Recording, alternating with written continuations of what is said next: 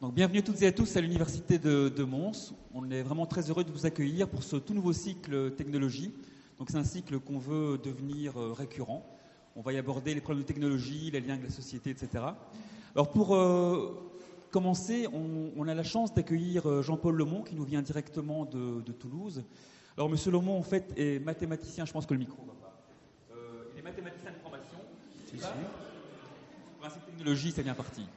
Donc, il est mathématicien de formation. Il a réalisé une thèse en robotique à l'université Paul Sabatier de Toulouse. Aujourd'hui, il enseigne la robotique à l'École normale supérieure et il dirige le laboratoire d'analyse et d'architecture système du CNRS à Toulouse. Et son groupe de recherche porte le joli nom de GEPETO. Donc, ça colle extrêmement bien avec le sujet, puisqu'en fait, il travaille sur tout ce qui est calcul algorithmique derrière les mouvements anthropomorphes. Alors, il a également co-dirigé le laboratoire franco-japonais de robotique humanoïde. Monsieur Lemont, un immense merci d'avoir accepté l'invitation. Et je vous souhaite à toutes et à tous une bonne soirée. Merci à vous.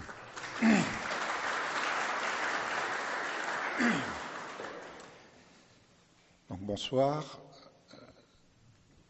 J'ai intitulé donc cette conférence « Robotique, retour vers le réel ». Un titre qui peut sembler étrange, sauf si on le situe le problème par rapport au prologue que je vais faire avant de commencer la conférence. S'il y a un retour au réel à effectuer, c'est parce qu'on a des rêves plein la tête et que ce que je vais vous proposer ce soir, c'est peut-être d'aller au-delà des mythes. L'homme a toujours rêvé de faire des machines à son image, des machines automatiques, et c'est pas un rêve récent, aussi loin qu'on puisse remonter et qui a laissé des traces. Et on peut prendre par exemple les textes ougaritiques XIIIe siècle avant Jésus-Christ. Dans ces textes-là, bien, vous avez un chef de guerre, Kotar Cassis, qui a inventé des massues, des armes automatiques, des espèces de drones. C'était des massues il suffisait de les lancer et elle allait directement frapper l'ennemi et le tuer. Donc c'était une massue automatique.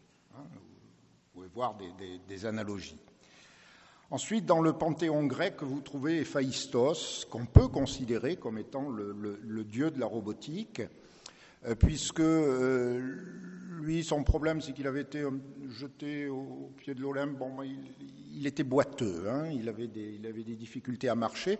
Alors, il s'était fabriqué des servantes en or qui lui permettaient de se déplacer, avec des chaises automatiques aussi qui lui permettaient de répondre aux convocations des dieux en haut de l'Olympe et qui lui permettaient donc d'évacuer. Donc il avait déjà ces robots de service à son service. Vous avez ensuite, au XVIe siècle, le golem, qu'on ne présente plus, cette créature artificielle. Vous avez les robots, les petites machines de Vaucanson, qui étaient le canard qui pouvait ingérer par un système de mécanique, ressortir tout ce qu'il avait ingéré. D'ailleurs, en Belgique, il faut reconnaître que vous avez une version contemporaine du canard de Vaucanson, c'est Cloaca, dont vous avez entendu parler sûrement, de Wim Delvoye, voilà, qui lui, alors, a remplacé le système mécanique de digestion par un système réellement chimique et très proche du réalisme. Vous avez ensuite les Victor Frankenstein, donc Mary Shelley, 19e siècle. Vous avez Collodi avec son Pinocchio, donc qui est issu de la volonté de Geppetto de faire une petite marionnette vivante. Et puis on arrive au XXe siècle, ça y est, le mot arrive, le mot robot est introduit. Le mot robot est introduit dans une pièce de théâtre, donc de Karek Capek au XXe siècle, dans cette pièce Rossum Universal Robots. Voilà un petit peu pour l'image des mythes, mais il faut les dépasser. Mais bon, ça encore, on sait faire. Ce qui est peut-être plus difficile, c'est de dépasser un siècle de science-fiction. Et là, je vais vous proposer un petit quiz. C'est-à-dire, ce que je vais vous demander, c'est de trouver assez rapidement quel est l'auteur de cette image-là. Vous avez tous reconnu, donc, là, Fritz Lang, voilà, dans Metropolis. Alors, peut-être un petit peu plus difficile, là, c'est cette créature, vous la reconnaissez, vous connaissez son nom au moins, Godzilla, oui. Son créateur, donc, japonais, Tanaka. Celui-ci, c'est facile, puisque c'est marqué en plus. Donc Isaac Asimov. Vous avez, tous mes collègues japonais ont été bercés par Astro Boy dans les années 60 et après, donc du dessinateur Tezuka.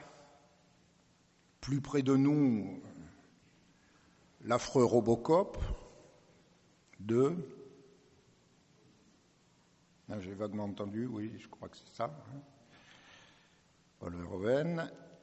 Alors ça, bon, celui-là est quand même très, très classique. Voilà, George Lucas. Vous avez donc George Lucas, vous avez Goldorak. Il berçait nos repas quand je faisais mon service militaire, donc parce qu'on mangeait très tôt, à 5 heures, donc on nous mettait ça en boucle. On avait Goldorak en boucle 1978.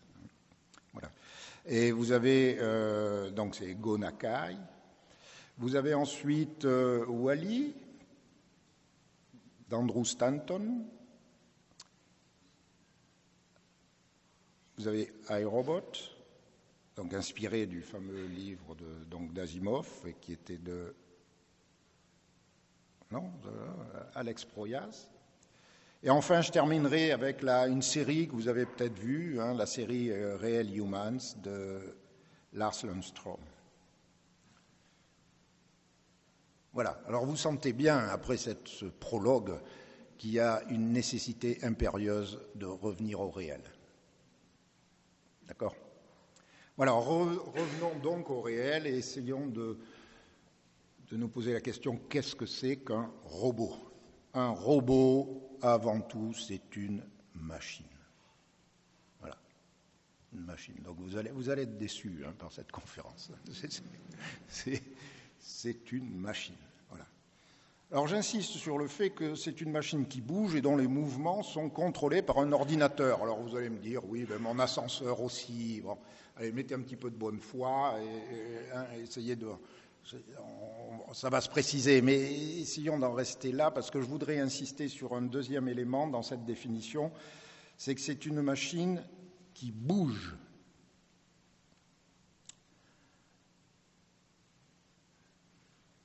Un ordinateur, ça ne bouge pas.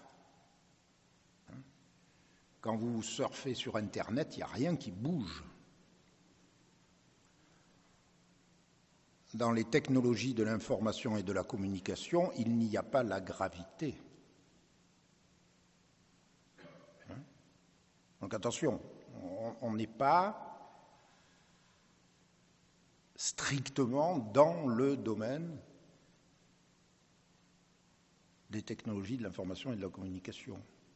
C'est des machines qui bougent dans le monde réel. Et tout objet qui bouge dans le monde réel est soumis à la gravité.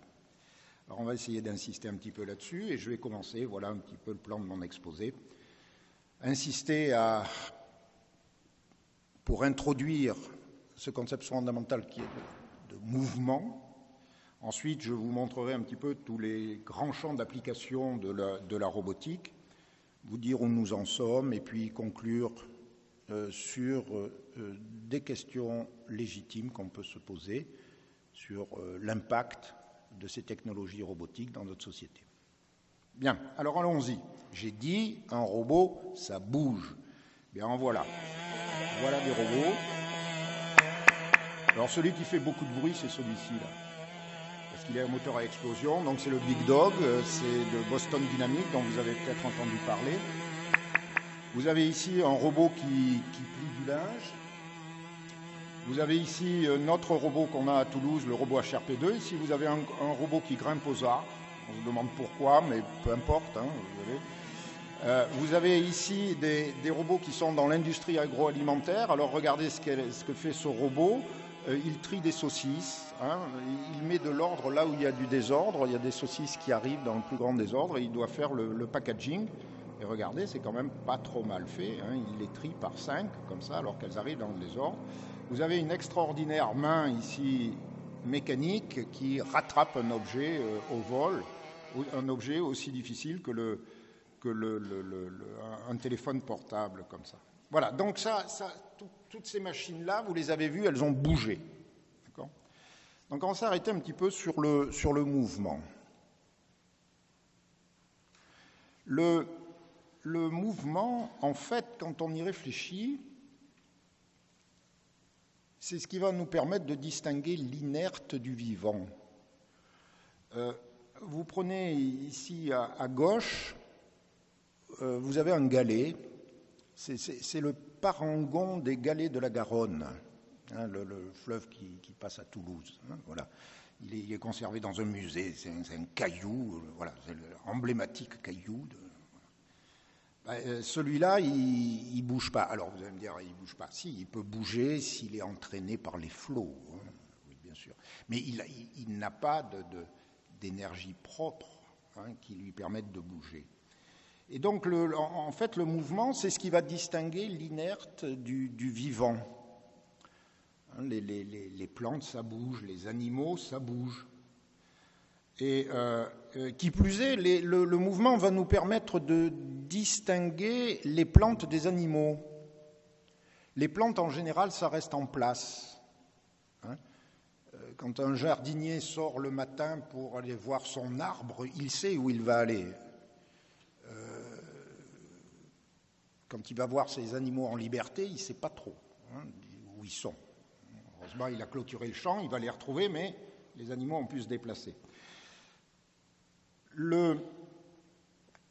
Les plantes restent à poste fixe et elles trouvent tout sur place pour se nourrir. Alors vous allez me dire, mais ça ne bouge pas un arbre? Mais bien sûr que si, ça bouge. Un arbre, ça n'arrête pas de bouger, ça bouge ses feuilles pour optimiser les phénomènes de photosynthèse, ça plonge ses racines pour aller chercher des nutriments, ça n'arrête pas de bouger un arbre. Un arbre, ça vit et ça bouge. Mais c'est enraciné, ça reste à une position fixe. Alors que les pauvres animaux, ils ne peuvent pas trouver leurs nutriments sur place et donc ils sont condamnés à se déplacer. Alors on peut essayer de faire une analogie finalement avec l'objet technique. L'équivalent du galet, ça va être le marteau. Un marteau, ça ne bouge pas, ça ne sert strictement à rien. Pour qu'un marteau trouve sa fonction, il faut le mettre en mouvement. Mais un marteau tout seul, ça ne va pas se mettre en mouvement. Donc ça serait l'équivalent du galet. La machine plante, celle qui est enracinée, celle qui est à poste fixe, eh bien c'est tout simplement celle qui fabrique vos automobiles, qui peint, qui soude et qui fabrique vos automobiles. Et puis la machine animale, d'une certaine manière, c'est les robots qui vont explorer, par exemple, la planète Mars. Ou bien ce sont peut-être vos robots aspirateurs que vous avez chez vous. Et puis vous avez des entités qui combinent les capacités on va le voir, de manipulation des machines plantes et les capacités de déplacement. Ça s'appelle par exemple un homme ou ça s'appelle un robot humanoïde. D'accord ? Donc ce sont des machines qui se déplacent et qui vont être capables de manipuler. Alors effectivement, quelles sont les grandes fonctions du mouvement ? Pourquoi bougeons-nous ? J'ai suggéré que c'était pour se nourrir, mais plus globalement, c'est pour effectuer des actions dans le monde. Et ces actions-là, agir dans le monde, on peut les décliner en manipuler des objets, prendre une bouteille, ou se déplacer. Une autre fonction sur laquelle je n'insisterai pas trop, c'est la fonction de communication. Vous voyez, je bouge pour communiquer avec vous, pour bien vous expliquer les concepts, je mets les mains, bon, très bien. Il y a une fonction du mouvement, là, qui est le support à la communication. Mais je voudrais surtout insister sur ceux qui sont les mouvements qui sont en relation avec une action physique dans le monde physique. Alors la première, c'est la manipulation. Donc la manipulation, c'est, vous voyez, c'est ici Adam qui a l'air un petit peu dubitatif, avec la pomme qu'il a là. Alors on a toujours cru qu'il hésitait pour prendre la pomme du fait des conséquences terribles qu'il y allait y avoir sur toute l'histoire de l'humanité, quitter ce jardin d'Éden. Non, ce n'est pas du tout ça. Là, il est en train de se dire, mais comment diable vais-je amener la pomme à ma bouche ? Comment on fait ? Je prends le verre, je l'amène à la bouche, mais comment j'ai fait ? On va se poser cette question, et puis vous voyez, vous avez...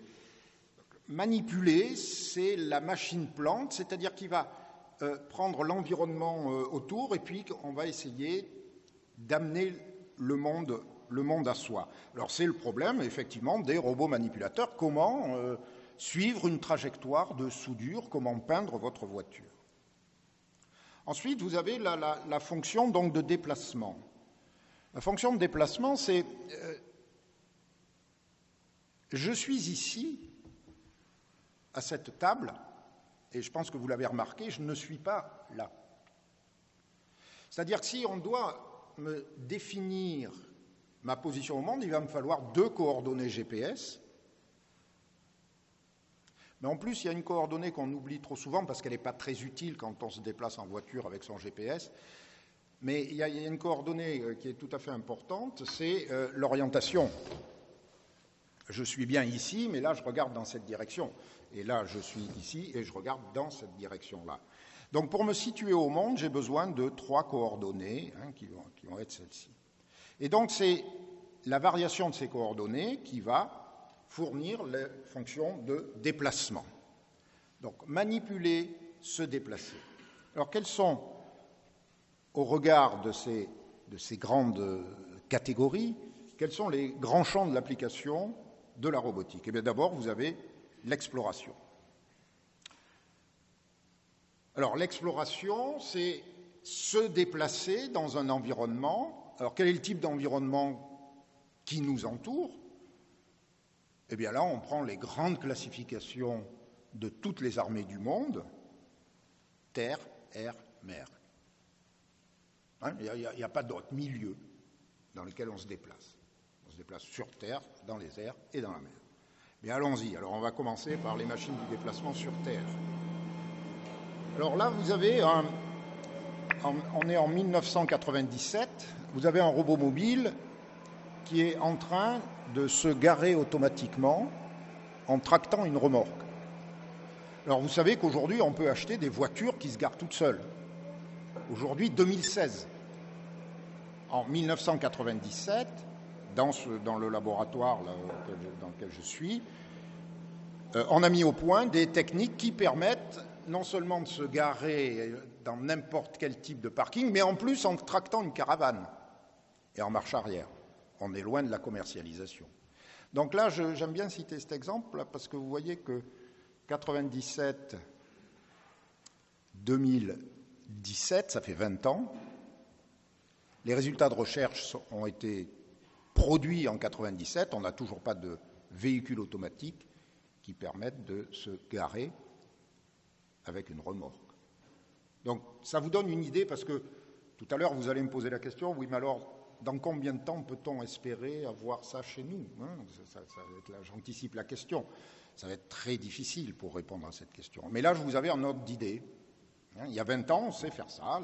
La technique est prête, elle est propre. Maintenant, il va falloir qu'elle diffuse. On pourra commenter cet aspect-là. Deuxième exemple, ici, c'est tout à l'heure, donc c'était un véhicule sur sol plat, hein, avec des roues et tout. Là, c'est sur des terrains accidentés.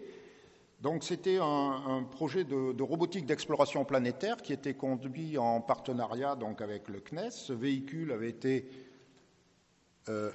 conçu et construit par un institut russe, Veneis Transmach, qui avait fait ce petit bijou qui nous permettait donc de développer les travaux sur le contrôle de mouvement. Alors, on sent bien ici que le robot, vous voyez bien, se fait une cartographie, donc il a des moyens de perception, hein, il a des caméras, qu'il traite des images et puis qu'il fait des hypothèses sur le chemin à parcourir. Et donc, il fait une sélection d'une trajectoire qui lui permette d'éviter des obstacles de manière automatique. Autre machine que vous avez vue, bon, c'est ce fameux robot Big Dog, hein, donc de la société Boston Dynamics. Ce ne sont pas des moteurs électriques. Hein. Donc il est très bruyant, mais vous pouvez constater son extraordinaire résistance au terrain. Toujours par la même société, vous avez des petits robots plus rigolos comme ça, qui combinent des roues et des pattes, et puis qui permettent à ce petit système de se déplacer grâce à ces mécaniques assez astucieuses dans des environnements de toutes sortes. Hein. Vous voyez, là, il est en train de patiner, mais quand même, dans des gravats, il continue, mais il progresse, hein, et il parvient à surmonter les obstacles, et grâce à ces 6 pattes, encore une fois, un système tout à fait astucieux d'une patte rotative. On va lui laisser continuer sa vie, puis on va passer à ce système-là, alors qui est un robot qu'on va appeler, qui est un robot passif, en ce sens qu'il est en perpétuelle chute. Il est constamment en train de chuter, mais il a un petit mécanisme astucieux de balancement qui fait que ses pattes lui permettent de se récupérer et de ne pas tomber. Ce robot-là est capable d'effectuer un marathon, hein, c'est-à-dire plus de 40 km, avec très très peu d'apport d'énergie. Presque rien comme apport d'énergie. Alors bien sûr, il est un petit peu fragile, c'est-à-dire dès qu'il y a une perturbation du sol, il se casse la figure. Hein. Il ne pourrait pas aller en forêt comme le Big Dog qu'on a vu. Mais la marche fait l'objet des robots humanoïdes, bien sûr. Et là, vous avez un robot donc, qui effectue une marche qui commence à devenir proche de la marche bipède que nous utilisons tous les jours. Alors en fait, il n'utilise pas tout à fait les mêmes mécanismes, il utilise des mécanismes propres à la machine qui ont été conçus par des ingénieurs, enfin par des chercheurs en robotique, et qui permettent donc à cette machine de se déplacer tout en gardant son équilibre. Un robot humanoïde, mais puis vous avez, alors là je vous montre la possibilité, ce robot-là son pied était doté d'orteils, hein, ce qui lui a permis donc de pivoter sur place, comme vous venez de le voir ici. Vous avez des robots qui servent à rien, mais qui réalisent des prouesses qui sont quand même pas mal. Alors vous pourriez l'équiper effectivement d'une caméra de surveillance, comme ça. Hein, ça serait un robot qui grimpe aux arbres et qui pourrait observer ce que vous voulez. Mais vous avez des robots, par exemple celui-ci, là, c'est la pyramide du Louvre, hein, pour aller nettoyer hein, la pyramide. Bien, vous avez des machines comme ça qui vont pouvoir faire ça. Ça, c'était un robot grimpeur développé par la NASA et qui permettent de grimper. Voilà, on en a fini avec l'armée de terre, on va passer maintenant à la mer et vous avez des travaux de recherche là que j'illustre. Tant que faire se peut, j'essaye de prendre des instituts français. Donc ça, c'est l'Institut Ifremer hein, qui s'intéresse à la robotique sous-marine. Et donc vous avez ces systèmes qui vont pouvoir automatiquement accoster et inspecter, par exemple, soit des épaves, soit des plateformes pétrolières, par exemple. Et tout. Puis vous avez bien sûr des torpilles ici. Puis là, vous avez un système qui est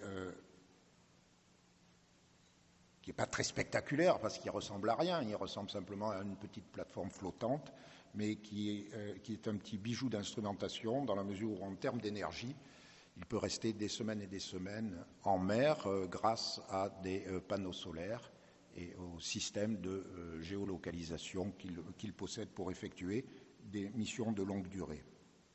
Dans l'eau, vous pouvez avoir eh bien, voilà, ce type de système, donc des espèces de robots serpents. Donc à gauche, c'est une salamandre qui est développée par Åke Hirschpert, un collègue de l'EPFL à Lausanne, et qui est quasiment amphibie, c'est-à-dire c'est une petite machine qui est capable à la fois de nager et de se déplacer sur le sol, vous voyez, avec les mêmes procédures de locomotion qui sont utilisées. Ici, c'est le professeur Hirose avec ses magnifiques serpents. C'est-à-dire, il faut comprendre que tous ces mouvements-là sont des mouvements qui sont programmés, intentionnels. Ce ne sont pas des mouvements au hasard. Hein. Alors, vous avez des systèmes qui peuvent évoquer des objets naturels. Hein. C'est-à-dire, voilà, vous avez des petits micro-robots qui sont propulsés par des flagelles dans des liquides. Bien, on en a fini donc avec les fluides, on va passer dans les airs. Dans les airs, vous avez bien sûr les drones. Alors les drones, on a l'habitude d'illustrer les drones par ce type d'engin, et on a raison. Ça, ce sont des drones de l'armée américaine, dont on entend beaucoup parler. Ils sont téléopérés à plusieurs milliers de kilomètres de distance. Donc, leur objectif, c'est ils portent des charges explosives, un missile, et en même temps, ils portent des organes de perception qui lui permettent de s'asservir automatiquement et d'éviter un certain nombre d'obstacles, et qui permettent aussi de repérer les cibles à atteindre, sachant que jusqu'à présent, l'ordre de tir est donné par l'opérateur qui est situé à quelques centaines, voire milliers de kilomètres, avec les erreurs humaines, et je ne dis pas de la machine, avec les erreurs humaines qu'on a connues au Yémen, quand un drone a lâché un missile c'était un mariage qui avait eu lieu là. On pensait que c'était un repère de combattants, comme on dit maintenant. On reviendra peut-être sur ces situations-là. C'est comprendre que l'erreur est humaine et ne vient pas, surtout pas, de la machine. La machine, là-dedans, absolument aucune responsabilité. Alors, plus amusant, peut-être, c'est... je n'ai pas tout à fait le film, ce sont des micro-drones qui peuvent, par exemple, faire de la musique, et on peut s'amuser donc à mettre en scène ça. Vous avez des petits robots comme ce robot insecte, là, vous voyez, qui est très petit, qui est issu donc de laboratoires, ici c'est Harvard. C'est vraiment le haut de gamme de ce qu'on sait faire là. Et il y a quelque temps, il ne volait pas. Maintenant, il commence à voler. Voilà pour ce qui est donc de l'exploration. On va passer donc à la manipulation. Alors, manipuler, c'est amener le monde à soi, et c'est finalement agir autour de soi. Alors voilà un exemple que j'aime bien présenter qui montre la précision qu'on peut obtenir avec une machine. Cette machine est en train d'écrire. Elle n'invente pas l'écriture, bien sûr. Elle suit un programme qui lui dit comment écrire un A, comment écrire un B, comment écrire un C, et puis enchaîner ça de manière complètement automatique. Mais vous pouvez regarder la régularité, la perfection des pleins et des déliés de l'écriture gothique, ici, et qui peut écrire des kilomètres et des kilomètres de Bible, là, en l'occurrence. Voilà. Donc la précision de la machine illustrée ici, et bien sûr, cette machine-là ne se fatigue pas et peut écrire pendant des heures. Alors là, on rentre dans les machines qu'on a déjà évoquées. Donc à gauche, vous voyez, c'est un robot qui effectue les joints d'étanchéité sur le châssis de votre voiture. Et puis vous avez à droite des petits robots qui font des assemblages de systèmes microélectroniques. Donc rapidité, précision, des rapidités qui sont au-delà de ce que sait faire l'homme, bien sûr. Puissance, donc vous avez des robots qui sont capables de transporter des charges extrêmement lourdes et qu'on trouve maintenant dans les fêtes foraines, puisque vous pouvez, je ne vous conseille pas d'y monter, mais au moins amener vos enfants ou petits-enfants qui seront ravis de se faire secouer dans tous les sens et somme toute quand même en toute sécurité. Là. Mais en revanche, la machine est extrêmement puissante et pourra leur appliquer des accélérations considérables qui feront tout leur bonheur. Puissance, dextérité, je vous remontre encore une fois cette main de l'université de Tokyo du professeur Ishikawa, donc qui est à la fois remarquable du point de vue de la rapidité avec laquelle ces doigts sont contrôlés. Ici, vous avez des images au ralenti, et puis vraiment ce mouvement de rattrapage du téléphone portable. Nous sommes dans un laboratoire de recherche. Ça a marché une fois, peut-être, 2 fois, mais ça a marché. Voilà, ça a marché. D'accord, il faut reconnaître que ça a au moins marché une fois.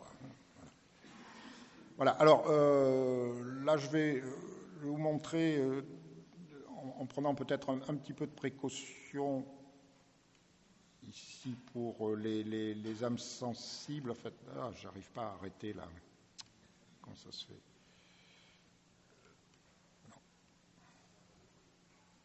Voilà. Non, simplement pour vous situer le contexte, ça va être l'ablation d'une tumeur qu'on va voir de l'intérieur. Alors, je voudrais simplement commenter ici. Donc, c'est un robot de manipulation qui illustre la dextérité de la machine appliquée donc, à la robotique chirurgicale. Il faut comprendre et ça c'est absolument fondamental, qu'un robot n'opère pas. C'est le chirurgien qui opère. Et in fine, celui qui va réaliser l'ablation de la tumeur, c'est le chirurgien qui a les 2 pinces qu'il contrôle avec ses mains. Mais vous savez, vous pouvez regarder ici que finalement, il n'y a pas d'ouverture du corps qui permette un accès direct et visuel du chirurgien pour savoir où est la tumeur et ce qu'il faut en faire. Alors ça signifie quoi? Il lui faut bien une information en retour, et cette information, c'est une information visuelle. Et ça, on a l'habitude, enfin, on en a entendu parler, ce sont des endoscopes. Les endoscopes, c'est des espèces de petits tuyaux qui sont porteurs à la fin d'une caméra et qui vont donc vous donner une image de ce qui se passe à l'intérieur de votre corps. Donc il faut comprendre là qu'il y a 3 systèmes mécaniques, les 2 pinces qui sont commandées par le chirurgien et l'endoscope qui doit précisément cibler la tumeur. Oui, mais le chirurgien, il a que 2 mains, il n'en a pas 3. Donc ce qu'on automatise, ce n'est pas la pince, c'est simplement la caméra, parce qu'elle n'est pas invasive dans le sens elle ne va pas effectuer une opération. Ce qu'on lui demande simplement, c'est de s'asservir sur la tumeur et de renvoyer l'image au chirurgien qui fait ça. Eh bien, ce qui a été automatisé, effectivement, c'est l'endoscope. C'est-à-dire que ce que vous voyez ici, on va le reprendre, voilà. Donc là, vous avez les pinces, l'endoscope est mis, voilà. Et ce qui bouge tout seul, c'est l'endoscope, c'est pas la pince. Alors vous allez voir, donc encore une fois, les âmes sensibles, je vous dirai à partir de quand il faut fermer les yeux. Donc vous voyez l'endoscope ici qui bouge tout seul, qui bouge tout seul pour vraiment asservir l'image. Et voilà le chirurgien, donc en train d'opérer, qui regarde absolument pas le patient, il regarde cette image, et donc là, il effectue toute son opération d'ablation avec ces deux pinces qu'il contrôle. Mais la question qu'il faut vraiment vous poser, c'est comment se fait-il que l'image soit aussi bien centrée? Eh bien, c'est cette partie-là qui est entièrement automatisée, qui permet donc au chirurgien de ne pas perdre de vue ce qu'il est en train de faire. Donc voilà le robot porte-endoscope qui a été développé en collaboration avec le CHU de Grenoble et la Pitié-Salpêtrière. D'accord ? Bien, alors maintenant, finalement, on a exploré, on a manipulé, mais finalement, il y a des systèmes qui sont capables de faire les deux à la fois. Eh bien, voilà, en 2007, voilà ce qu'était capable de faire donc dans notre laboratoire le robot HRP2. Alors, où là, il va marcher. Alors, c'est pas pour montrer ici qu'il est costaud. Non, ce qui est très important ici, c'est que vous voyez qu'il est en train de porter un objet extrêmement encombrant et il doit éviter les obstacles. Donc, il doit à la fois manipuler et à la fois se déplacer. Donc, coordonner l'ensemble de tous ces segments corporels pour faire en sorte que l'objet qu'il transporte ne heurte pas les obstacles. Et ceci, il le fait par un calcul entièrement automatique, c'est-à-dire cette trajectoire-là n'a jamais été spécifiée par un ordinateur. Voilà. Alors donc ça, c'est la combinaison de l'exploration et de la manipulation. Alors ensuite, vous avez toutes les techniques de suppléance, où là, le problème n'est pas d'avoir une machine qui va prendre un certain nombre d'initiatives, qui va calculer automatiquement des trajectoires, qui va effectuer des tâches, mais qui va plutôt vous venir en aide dans des contextes qui peuvent être les plus divers. Alors bien sûr, vous avez les exosquelettes dont on espère qu'ils permettront à terme de verticaliser des paraplégiques, mais vous avez cet exosquelette du CEA en France qui en fait prend en charge la masse qui est transportée. D'accord ? Toute la charge est prise par la machine qui ne fait ensuite que suivre vos pas. D'accord ? Donc c'est une machine qui pas tout à fait automatique, puisque c'est par vos propres mouvements que vous la commandez, mais elle prend en charge l'ensemble de la masse qui est ici, qui repose sur elle. Et donc, vous pouvez marcher comme ça, avec 150 kg sur le dos, sans aucune fatigue. Encore au stade de prototype, mais voilà ce qui va être réalisé assez rapidement. Vous avez des prothèses actives. Ici, c'est Hugh Herr qui dirige un laboratoire au MIT, aux États-Unis, qui est amputé de la jambe gauche, comme vous pouvez voir, et qui travaille donc sur des prothèses. Alors, au lieu d'avoir des prothèses complètement passives, élastiques, il est possible de faire des systèmes un peu plus sophistiqués, un peu plus robotisés, qui permettent donc de récupérer des conforts pour la marche. D'accord ? Alors, après tout ça, on va essayer de voir où nous en sommes. Là, j'ai fait simplement un petit panorama des domaines d'application possibles, en les classifiant encore une fois dans les deux grandes fonctions du mouvement, explorer et manipuler. Alors, toujours pour revenir au réel, en quoi tout ceci est nouveau ? Je crois que ce qui est absolument capital, c'est d'essayer de recaser La robotique, on pense qu'elle est née comme ça. Alors, on peut donner des dates de naissance. 1961. 1961, c'est la vraie naissance de la robotique. Qu'est-ce qui se passe en 1961 ? George Dewold et Engelberger introduisent pour la première fois sur les chaînes de la General Motors aux États-Unis une machine à commande numérique qui est le robot Unimate, fabriqué par la compagnie Unimation, dont l'ambition est de faire une machine universelle. Voilà, c'est la première fois donc, que ça rentrait là. Alors donc ça marque vraiment le début de la robotique. Hein ? On pourrait situer les débuts de la robotique à l'époque de la cybernétique, c'est-à-dire une vingtaine d'années avant, avec Wiener et tout ça, les premières machines qui réalisent des formes d'homéostasie, qui combinent des fonctions perceptives et des fonctions d'action. Mais la vraie robotique qui va donner naissance à la robotique industrielle, c'est 1961. Alors en quoi y a-t-il révolution ? Il y a révolution dans cette maîtrise de la machine qui bouge. Et donc, la maîtrise du mouvement, il faut la voir comme s'inscrivant dans l'histoire des techniques. Et si vous prenez l'histoire des techniques, au début était l'outil. Hein ? L'outil, c'est, on l'a vu, c'est le marteau, c'est la faucille, ce sont des objets inertes qui prennent leur fonction par la mise en mouvement par l'homme. Hein, on l'a vu. La machine, elle apporte la fonction du mouvement.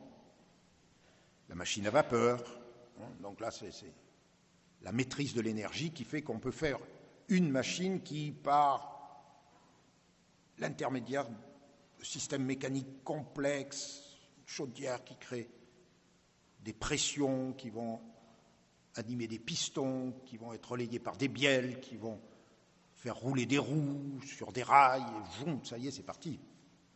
Hein, c'est vraiment une machine qui bouge, la machine à vapeur. Le métier jacquard, ça va être la première, d'une certaine manière, machine programmable, hein, puisqu'il va suffire d'avoir des cartons perforés pour automatiquement supprimer les petits gamins qui étaient au-dessus de ces métiers à tisser et qui jouaient avec les différents instruments qui permettaient de guider la navette. Donc tout ça, on va pouvoir l'automatiser.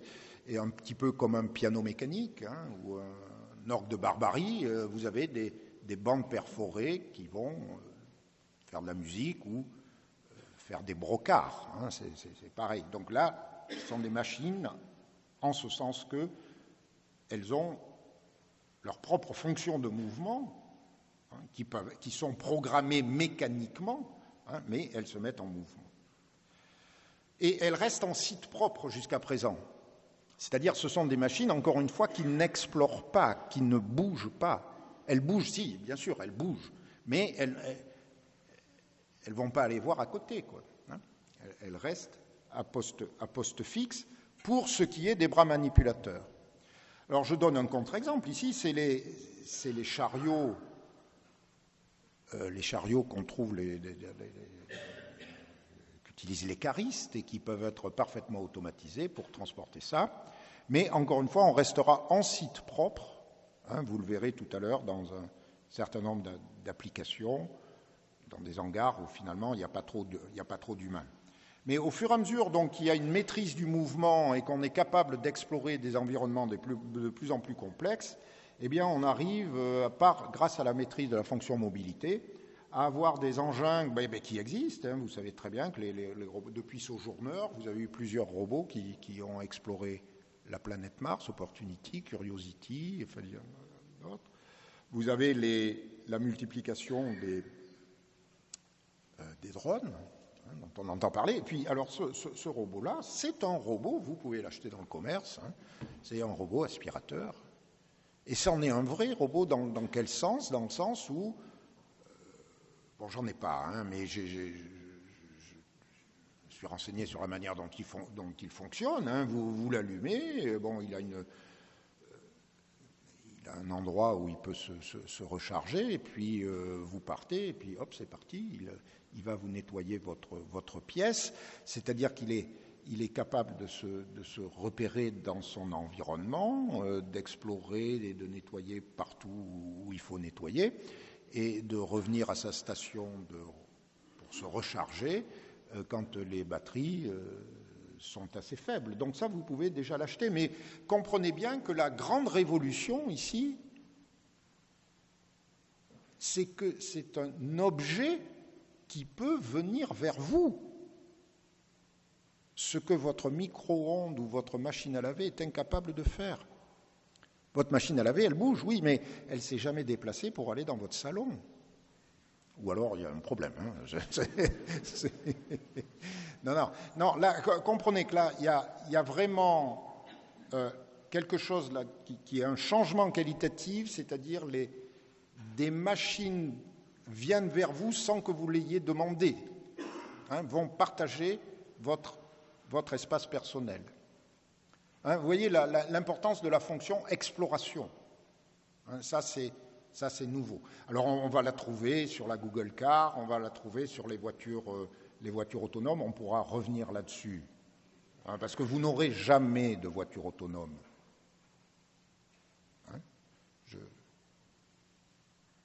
Je vous provoque là pour que vous posiez la question après, puisqu'on n'arrête pas de vous les vendre. C'est pour ça. Voilà.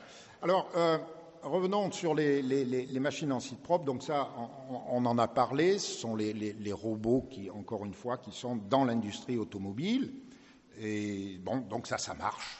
Ça y est, c'est développé depuis en gros les années 80. On oublie très souvent, on le verra là aussi, que la France a complètement perdu la bataille de la robotique industrielle, mais elle a été pourtant un des pionniers dans ce domaine-là, et c'était en particulier avec la régie Renault au début des années 80. Alors pourquoi l'expertise ou le savoir-faire a disparu? Ce sont des véritables histoires de la technologie, sur lesquelles on pourra commenter, on pourra revenir. À cette époque-là, l'Allemagne ne fabriquait absolument pas de robots. La France en fabriquait, donc avec la régie Renault, alors sur une technologie qui était une technologie hydraulique. C'est-à-dire les moteurs, c'était des moteurs hydrauliques qui avaient l'avantage pour effectuer une trajectoire, il suffisait de montrer la trajectoire, c'est-à-dire un opérateur prenait l'organe terminal de la machine, faisait ça, et hop, la machine, c'était facile à enregistrer, et refaisait le mouvement à l'infini. Dans ces années-là sont apparus les moteurs électriques. Et les moteurs électriques offraient la possibilité de faire une programmation numérique et non plus analogique. Et donc là, il y avait la possibilité de greffer des algorithmes là-dessus. Mais c'était très coûteux. Il y avait des enjeux qu'on ne sentait pas, qu'on ne voyait pas. Et de fait, ce qui s'est passé, c'est que la régie Renault a maintenu la technologie hydraulique et l'Allemagne a démarré avec la technologie électrique. Et 10 ans après, eh bien, la société ACMA, qui était la société sous-traitante de Renault pour la fabrication de robots, s'est fait racheter par des Italiens. Et puis l'Allemagne, l'Italie a progressé là-dessus et ça a donné donc les grands constructeurs KUKA en Allemagne, Comao en Italie et autres. Tout ça donc dans le cadre de la robotique manufacturière. Alors, dans le domaine de la logistique, ben voilà Amazon, vous avez tous entendu parler d'Amazon, voilà comment sont gérées les commandes que vous passez par Internet, donc avec des machines qui ressemblent étrangement à vos aspirateurs dans les maisons. Vous voyez, c'est des espèces de porte-galettes.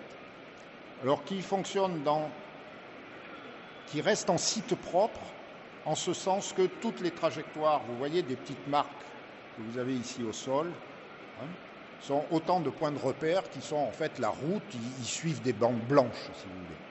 Ils ne vont jamais s'échapper de là. Donc voilà, Ces systèmes qui vont pouvoir se coordonner et tout ça. Et vous remarquerez que dans ces entrepôts, il n'y a plus trop d'humains.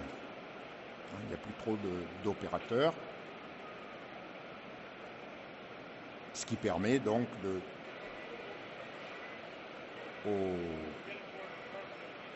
au système globalement de fonctionner en toute sécurité.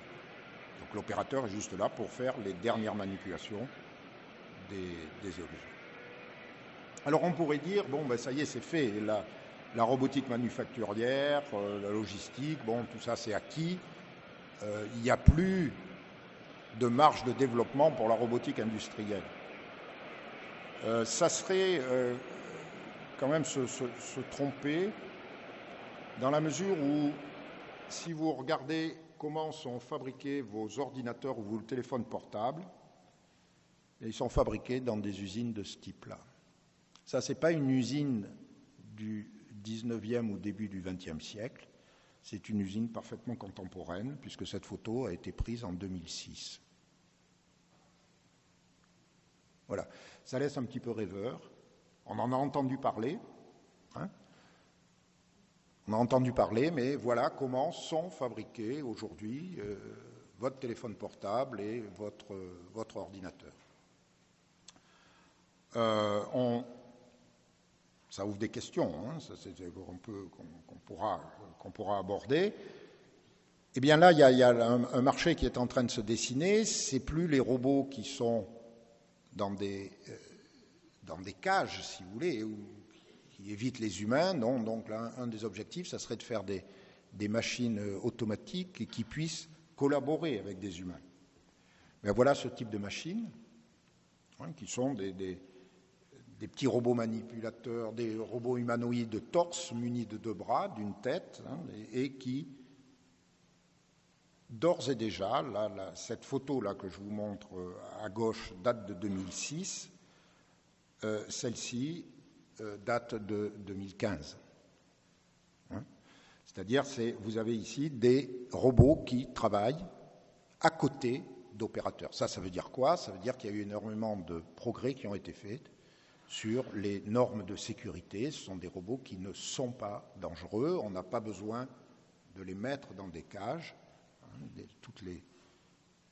Ils répondent à toutes les normes de sécurité qu'il faut pour pouvoir partager l'espace avec un être humain. Alors vous avez la manipulation donc, dans la robotique manufacturière. Si on revient à la mobilité, bien, vous la trouvez dans les services. Donc on a parlé du robot aspirateur. Vous avez peut-être entendu parler du robot Pepper, qui a été conçu par une société française, qui a été racheté par une société japonaise, SoftBank, et qui sont des robots un petit peu de communication, qui vont naviguer, qui vont dialoguer avec vous, des robots marketing qui vont vous accueillir dans des supermarchés, qui vont, voilà, disons un petit peu pour le fun. Ils n'effectuent pas de manipulation dans l'environnement, mais ils sont là pour communiquer, pour vous dire, peut-être pour vous indiquer où est la marque dans quel rayon se situe la marque de votre café ou de votre whisky favori. Alors ensuite, vous avez la mobilité dans le domaine de la défense. On les a déjà évoqués avec les drones. Bon, donc là, je n'y reviens pas. Puis on va mettre un petit peu d'accent pour voir où on en est sur la robotique humanoïde. Alors la robotique humanoïde, là, vous voyez, je vous présente quasiment que des robots de fait japonais, parce qu'historiquement, ce sont des sociétés comme Kawada, comme Honda, comme Toyota. Bon, j'ai mis la société française Aldébaran, qui maintenant est devenue SoftBank, qui investissent dans ce domaine-là, mais pour des raisons propres. C'est pas tant, aucun de ces robots, vous ne les aurez chez vous. Le petit robot Nao, à la rigueur, si vous voulez vous faire plaisir, vous pouvez acheter un robot Nao, mais aucun des autres robots n'est sur le marché. À un moment donné, Sony avait fait ce petit chien, mais a arrêté la production. En fait, chaque société a sa propre stratégie et typiquement, tout le savoir-faire acquis par la société Kawada en termes de robotique humanoïde a ouvert maintenant la possibilité pour eux de commercialiser les robots dont on a parlé là, tout à l'heure. Pour ce qui est de Toyota, qui s'amuse à faire des humanoïdes, on le verra tout à l'heure, qui sont des humanoïdes musiciens, on va y revenir, eux, c'est la maîtrise de la fonction mobilité au sens large, mobilité dans la ville. Alors, où en sommes-nous en termes de robotique humanoïde? Alors, voilà une première illustration ici. Ah, zut, désolé, je pensais avoir l'animation. Bon, on pourra revenir après, je suis désolé de l'avoir. Alors, donc, on va passer directement en Honda. Voilà les performances réalisées par le robot Asimo. C'est assez époustouflant, il peut sauter sur une jambe, il peut...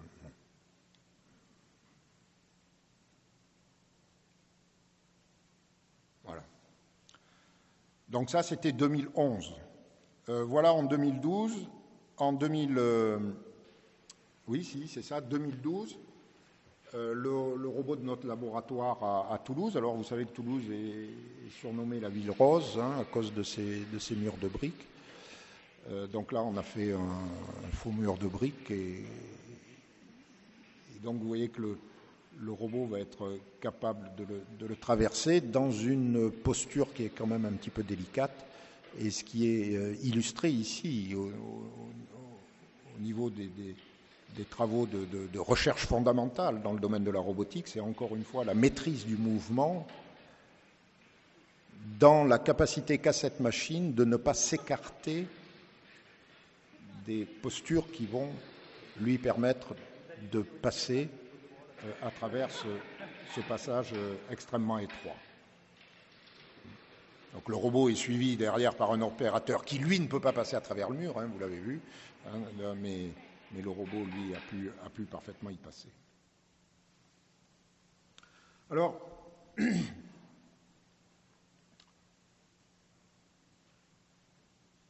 mars 2011, il y a eu un Fukushima, au Japon, un tsunami, les centrales nucléaires qui ont été détruites, et tout le monde a été complètement étonné que ce soit des hommes qui interviennent à l'intérieur de la centrale nucléaire pour aller fermer des vannes, et qu'aucune machine, quoi qu'on en dise, il y a eu 2 ou 3 petites machines téléguidées qui ont été, etc. Il n'y avait pas de machine qui permettait de faire des interventions. Ça a été un grand choc, et en particulier au Japon. Le Japon, le pays de la robotique par excellence. Beaucoup de mes collègues se sont sentis, nous sommes sentis humiliés, enfin par l'impuissance. Enfin, surtout humiliés, c'est peut-être pas le mot, mais portant une grande responsabilité par rapport aux demandes que la société pensait qu'on pouvait réaliser, c'est-à-dire réaliser des machines, oui, qui interviennent dans ces... Non, c'est pas possible aujourd'hui. On ne sait pas faire. Il ne faut pas penser, parce que je vous ai montré ici quelques prouesses de petits systèmes mécaniques qui sont dans les laboratoires, qu'aujourd'hui on peut envoyer ça. Retenez 1997, un premier robot mobile se garait avec une caravane. 20 ans après, c'est toujours pas sur le marché. Donc vous avez un temps de délai. Il n'en reste pas moins que les États ont réagi, et en particulier aux États-Unis. Et les États-Unis ont lancé un grand défi pour la recherche. Le défi était le suivant, il fallait faire une machine, on n'a pas dit robot humanoïde, mais qui devait répondre au cahier des charges suivant. Il fallait que la machine soit capable de conduire un véhicule. Il fallait que la machine soit capable de fermer des vannes. Il fallait que la machine soit capable de grimper à une échelle, de marcher sur des gravats, de forcer une porte qui était coincée. Après ça, vous avez carte blanche pour faire ce que vous voulez. Et voilà l'ensemble des compétiteurs, donc en 2015, et voilà un florilège des performances qu'ont réalisées ces robots.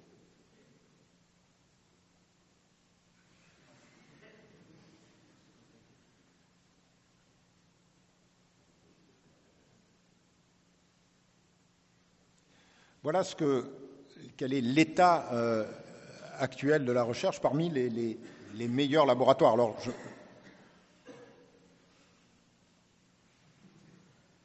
et vous sentez bien que ces machines qui n'arrêtent pas de tomber, vous sentez bien que ces machines se cassent.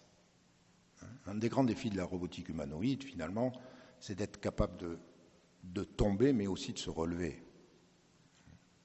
Et vous allez le voir. Voilà, tourner une vanne, ça peut vous déséquilibrer. Celui-ci, il ne sait même pas pourquoi il est tombé. Alors, je vous ai dit, il devait conduire une voiture. Celui-là a réussi à la conduire, mais il a du mal à s'en extirper. Bien. Bon, mais j'ai aussi envie de vous montrer ça.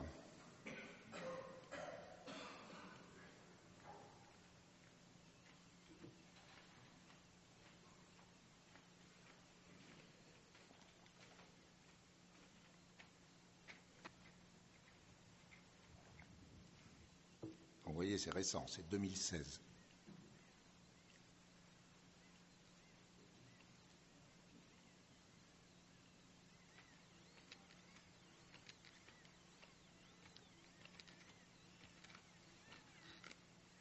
Donc on est dans des sous-bois, enneigés.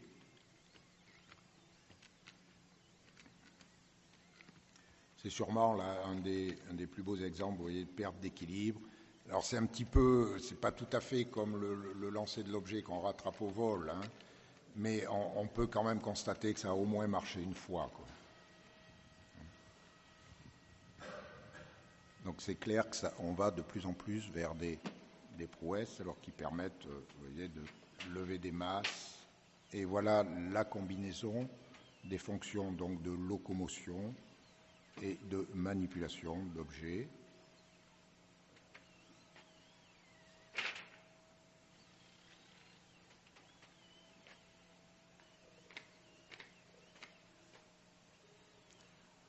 Alors ce passage-là a beaucoup ému, hein, puisque quand c'est paru sur YouTube, il y a des internautes qui ont protesté qu'on maltraitait le robot. Et donc là, il y avait pas mal d'identifications qui étaient en train de se faire.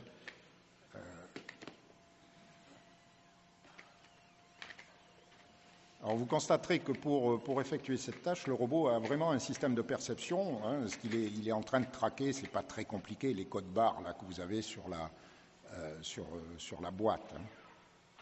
Alors celui-là, il peut même tomber.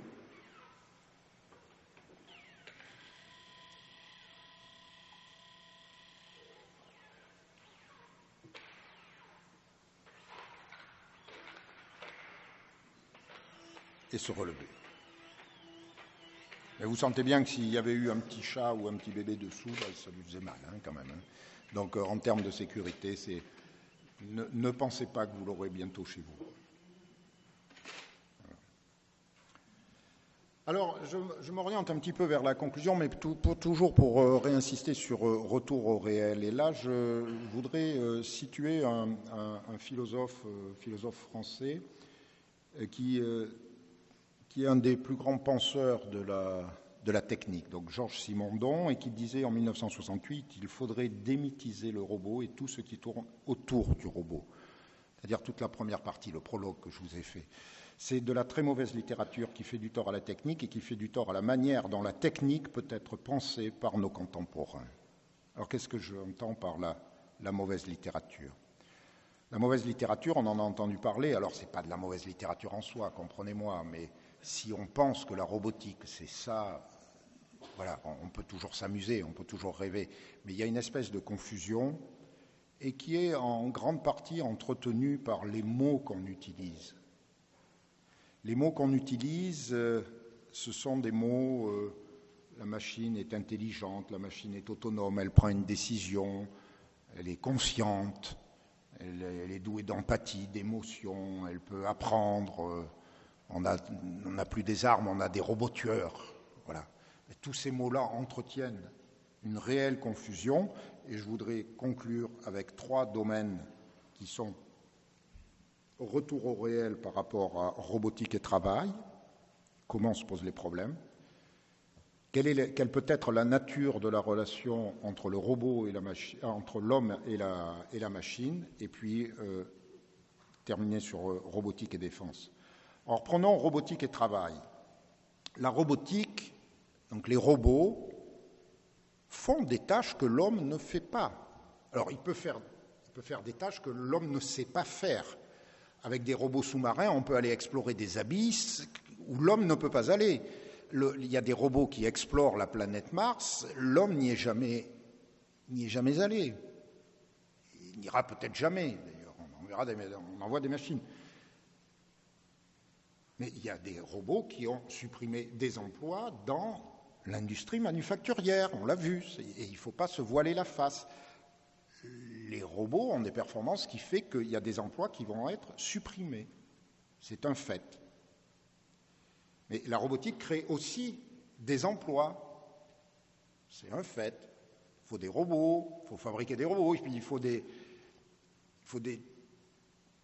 gens pour les programmer. Et si on compare, par exemple, l'Allemagne, l'Italie et la France, je vous donne là les chiffres, le nombre de robots industriels en Allemagne, 150 000. En France, 35 000. Et de manière d'apparence paradoxale, le taux d'emploi industriel en Allemagne est beaucoup plus élevé qu'en France. Ils ont plus de robots et plus d'emplois industriels qu'en France. Donc apparemment, il semblerait qu'il y ait un cercle vertueux. Un cercle vertueux, d'accord, mais jusqu'à quand? Non, on a réellement le problème qui se pose, c'est le problème, il faut oublier la robotique, de l'automatisation des systèmes de production et une automatisation de plus en plus grandissante. Et la question, moi, que j'aime bien me poser, c'est en 1900, on était 2 milliards d'individus.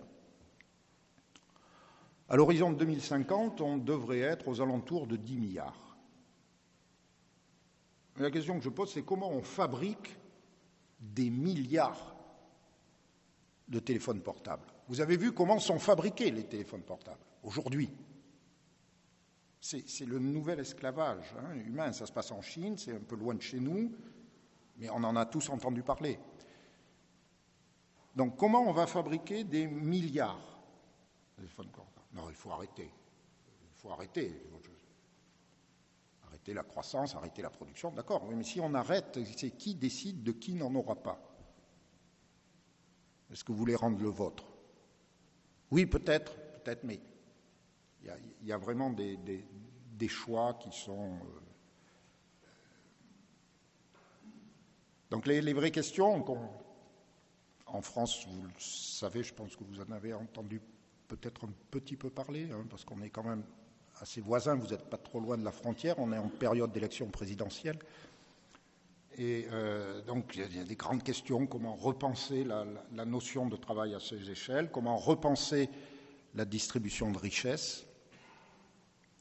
Bien simplement, la robotique est une composante du chantier, elle n'en est qu'une composante. Vous avez entendu parler de ces propositions, mais il suffit de taxer les robots. Pas être partisan, mais c'est une phrase qui est absurde. Vous êtes en train de dire il faut taxer une machine. Donc si vous avez une machine à tricoter, par exemple, il faut taxer la machine. Qu'est-ce que c'est qu'un robot? Un robot, c'est une machine. Donc que signifie taxer un robot? Et ça, c'est quelque chose vraiment sur lequel je veux insister. Cette phrase-là n'a pas de sens, dans la mesure où elle suppose que le robot, c'est une entité nouvelle qui n'existait pas. Non, c'est une machine de plus en plus perfectionnée, qui contient des automatismes de plus en plus grands, mais ça reste une machine. Maintenant, je voudrais donc aborder la relation homme-machine avec la question des émotions. Alors, de tout temps, l'homme a entretenu un rapport ambigu avec les objets. Ambigu, d'ailleurs, je ne sais pas si on peut dire ambigu. Les Japonais n'ont aucun rapport d'ambiguïté avec les objets. Ils sont animistes et pour eux, ils transfèrent des sentiments sur Sur les objets, dans notre culture occidentale, on est un petit peu plus réservé. Mais il faut reconnaître que vous avez des gens qui tombent amoureux de leur voiture. J'ai eu une fois un accrochage avec une dame tout petit accrochage, qui conduisait le 4x4 de son mari. J'ai juste effleuré un tout petit peu, il suffisait de faire un constat amiable, mais elle est partie dans une crise d'hystérie extraordinaire. C'est démesuré, c'est complètement bon. Donc on transfère effectivement sur des machines, mais j'allais dire, ça c'est notre problème. Simplement, on peut laisser croire que la machine est capable de reconnaître nos émotions, voire d'en éprouver. Non, alors là, stop. Une machine a-t-elle la capacité de reconnaître des émotions? Oui, si je fais bien en face de la caméra, comme ça. Ah oui, ça y est, vous êtes joyeux. Hein, parce que pourquoi? C'est parce que, voilà, l'émotion pour la machine, c'est ça, quoi. Ça, oui, une machine, ça sait traiter ça, automatiquement, oui. Mais une machine ne saura jamais comprendre ni engendrer automatiquement une phrase comme ça. J'avais vaguement l'idée qu'on va vers la mort. C'est tout simplement l'expression douloureuse d'une rescapée d'Auschwitz qui essaye de traduire sa propre émotion. J'avais vaguement l'idée qu'on va vers la mort. Ça, c'est de l'émotion. Alors, ne disons pas qu'aujourd'hui, une machine quelconque est capable de traiter, de comprendre, et encore moins d'éprouver ce type d'émotion. C'est une absurdité totale. D'accord. Deuxième exemple, on m'avait interrogé à un moment donné faut-il donner un visage à un robot? Et j'avais répondu, bien sûr que non, puisque les robots n'ont pas de visage. Alors donc, bien sûr, il a fallu insister. Alors tout dépend de ce qu'on entend par visage. Si vous entendez ça, oui, ça c'est des visages. Hein, c'est des musées Grévin. Très bien, ils sont ressemblants. Alors la robotique, qu'est-ce que ça pourrait faire? Ça pourrait peut-être les animer. Alors oui, c'est l'âge des zombies. Hein, ici, vous avez donc mon collègue Ishiguro de l'université d'Osaka qui a fait son clone. Bon, d'accord, ok. C'est un automate un petit peu sophistiqué. Mais là, on peut se poser la question est-ce qu'il a vraiment créé un visage? Qu'est-ce que c'est un visage? C'est vraiment cette espèce de masque de cire qui s'anime. Si on définit le visage en prenant un commentaire de Lévinas là-dessus, si le visage s'impose à moi sans que je puisse cesser d'être responsable de sa misère, prétendre doter une machine d'un visage, c'est une double imposture. C'est une imposture scientifique et morale. C'est une imposture scientifique parce qu'il y a une totale absence de base scientifique, d'une part, et une imposture morale, s'il fallait la rajouter, c'est-à-dire fabriquer l'illusion, mais dans quel but? Alors je voudrais en terminer avec robotique et défense. Comme dans l'histoire de l'humanité, on a bien vu que la physique, la chimie, la biologie, donc tout ce qui a été dans le progrès des sciences et des techniques, ont conduit à la conception d'armes de destruction massive. Avec la robotique et les technologies de l'information et de la communication, on arrive à la conception d'armes de destruction ciblée. C'est-à-dire on va aller cibler un combattant. Et donc apparaît cette notion de robot tueur. Ça, ce sont les ONG qui vont les qualifier comme ça, ou les ministères qui parlent de systèmes d'armes létaux autonomes. Non, dans tous les cas, un robot n'est pas autonome, c'est une machine automatique.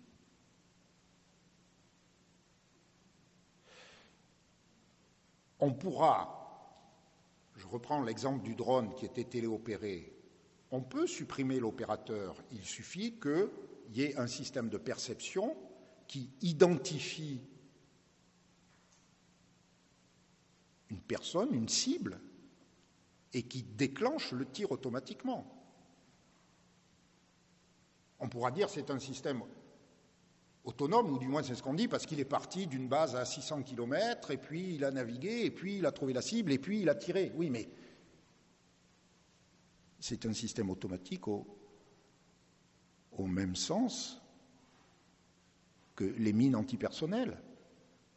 Mine antipersonnelle, ça déclenche quand on met le pied dessus.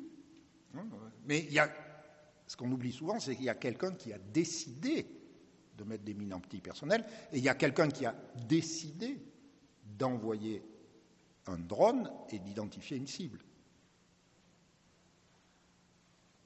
Donc en aucun cas, on peut appeler ça un robot tueur, c'est simplement une machine hyper sophistiquée, mais qui est entièrement automatique, et dont la décision appartient à celui qui a décidé de l'envoyer sur le champ de bataille.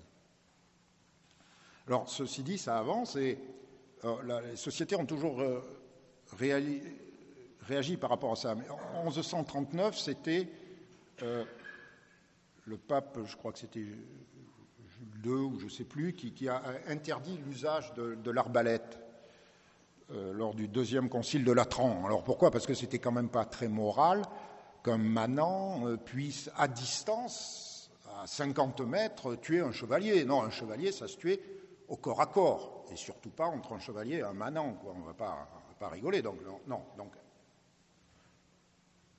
l'usage de l'arbalète complètement interdit. XXe siècle, on a connu tout ce qui concerne les traités d'interdiction des armes de destruction massive. Donc, on a parlé de la physique, c'était pour les armes nucléaires. On a parlé de la chimie pour les armes chimiques, biologie pour les armes biologiques.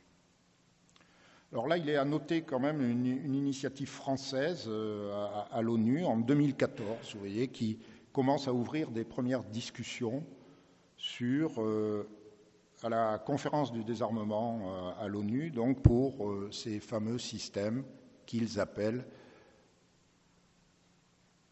systèmes automatiques d'armes létales automatiques. Les SALA. Et en juillet 2015, il y a eu un manifeste dont vous avez certainement entendu parler pour l'interdiction des armes dites autonomes, je préfère utiliser le terme automatique, à la conférence donc, d'intelligence artificielle de Buenos Aires. Donc en clair, ce que j'ai essayé de faire pendant cette conférence, c'est de répondre un petit peu à l'injonction de Gilbert Simondon, démythiser le robot. J'espère vous avoir fait un petit peu passer le message, dire ce qu'il en est et placer la robotique dans l'histoire des techniques. Elle n'est pas née comme ça à la fin du... Non, elle est constitutive d'un processus de progrès technique. Dire ce qu'il en est pour contribuer à la manière dont elle doit être pensée dans nos sociétés contemporaines. Voilà, je vous remercie pour votre attention.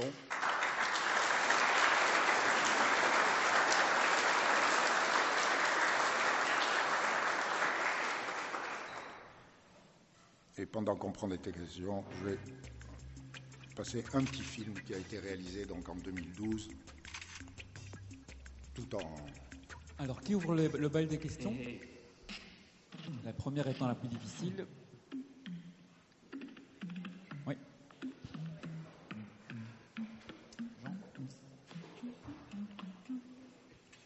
Je vous remercie pour votre exposé. J'avais été attiré de venir l'écouter par la synthèse qui était présentée lors de la présentation de votre venue. Je suis effectivement très content que vous ayez démystifié par rapport à ce qu'on fait d'habitude dans la presse, fût-elle scientifique. Je ne parle Absolument. pas de la presse de tous les jours ni de la télévision. Je voulais simplement signaler une chose. Vous n'avez pas dit que le mot robot venait je crois que c'est du tchèque, et qui signifie à la fois travail et corvée. Ce qui est donc bien choisi, effectivement, Oui, tout à fait. À l'époque. Et juste une petite remarque. Moi, j'ai entendu parler en étant tout enfant, j'ai entendu parler de robots. C'était pendant la guerre. Et c'est ainsi qu'on qualifiait, en tout cas dans la région de Charleroi, dont je suis originaire, c'est ainsi qu'on qualifiait les V1, qui étaient en fait des bombes volantes automatiques, mais programmées, pas programmables, mais programmées. Et c'est ainsi qu'on les appelait.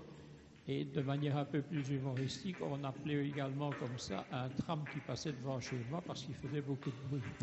Effectivement, les V1 étant mus par des statoréacteurs faisaient du bruit, on les entendait arriver, ce qui n'était plus le cas des V2 qui ont suivi.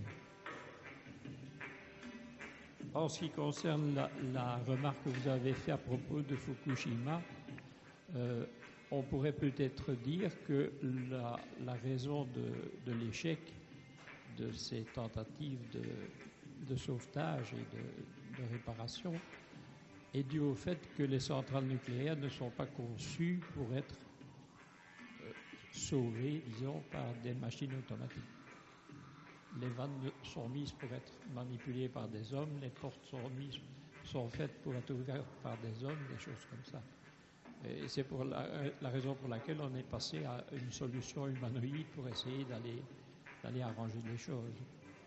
Mais il faudrait peut-être penser les centrales nucléaires du futur d'une manière telle qu'elles soient.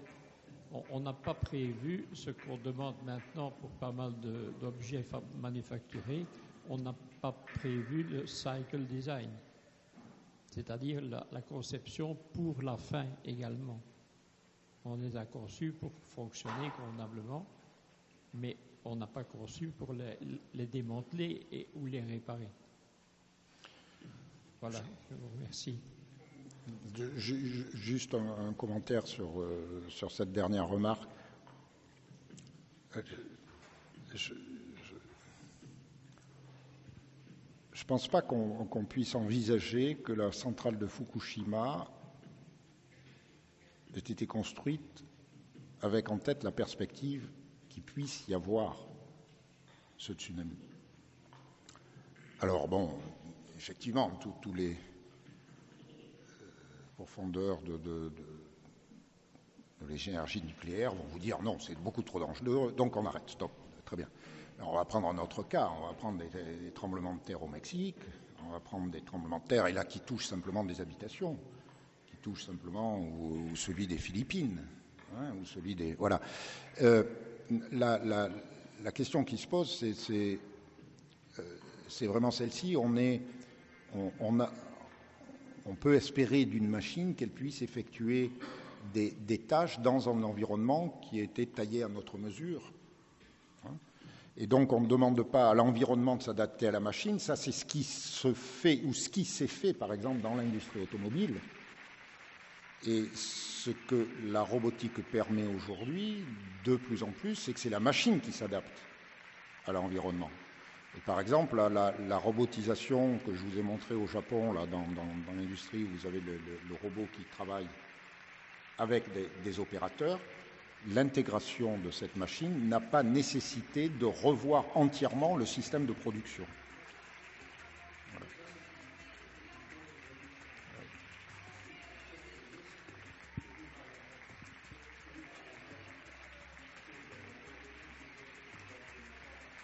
Absolument. On arrive à une sécurité suffisante pour pouvoir faire collaborer l'homme avec l'opérateur dans son environnement immédiat et sans trop changer l'environnement et forcément sans changer l'opérateur. Oui. Donc Maxime.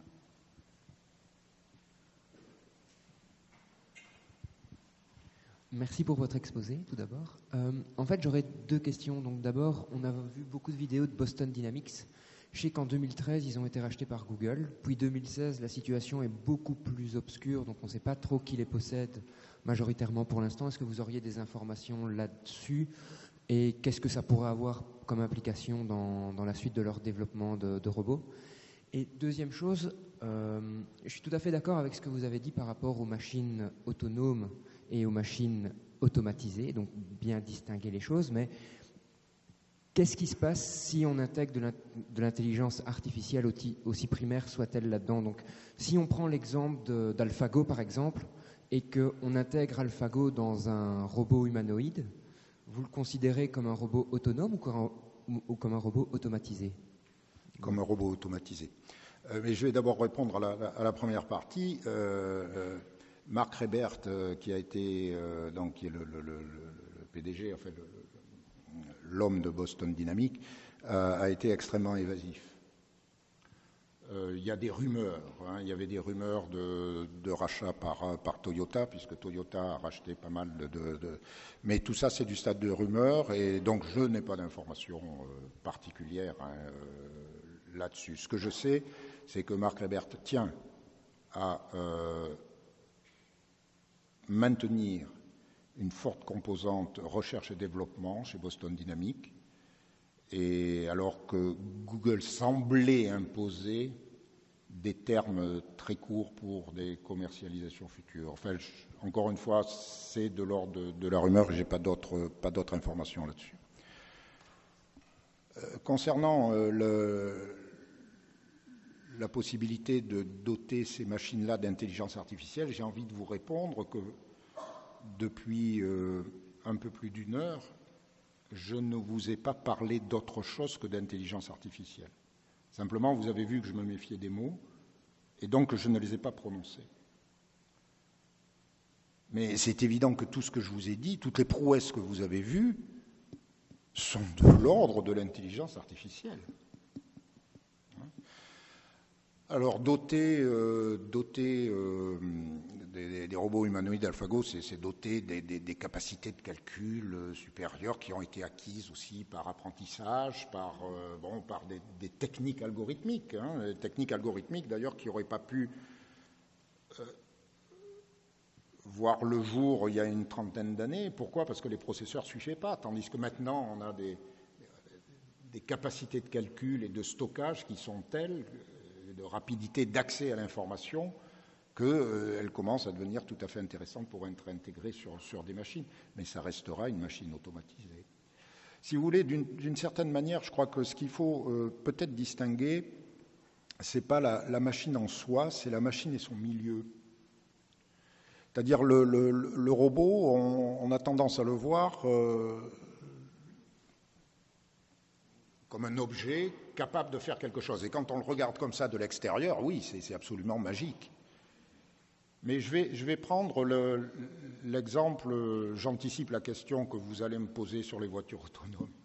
Je vais prendre cet exemple-là. La voiture autonome, c'est quoi? La voiture autonome, c'est la voiture que vous allez acheter, que vous sortez du garage, et puis vous n'avez même pas besoin. Elle sort toute seule du garage, et vous montez dedans, et hop, elle vous amène à votre maison de campagne ou au bord de la plage, vers Ostende et tout ça. Très bien. Ça, vous ne le verrez jamais. Vous ne l'aurez jamais, cette voiture-là.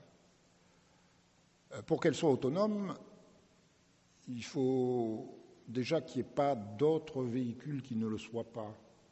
Ou du moins, on sent bien que s'il y a des véhicules qui ne sont pas autonomes, ça va être difficile. Donc, ce qu'on va faire, on va quand même se simplifier la vie. On va interdire les voitures qui ne sont pas autonomes.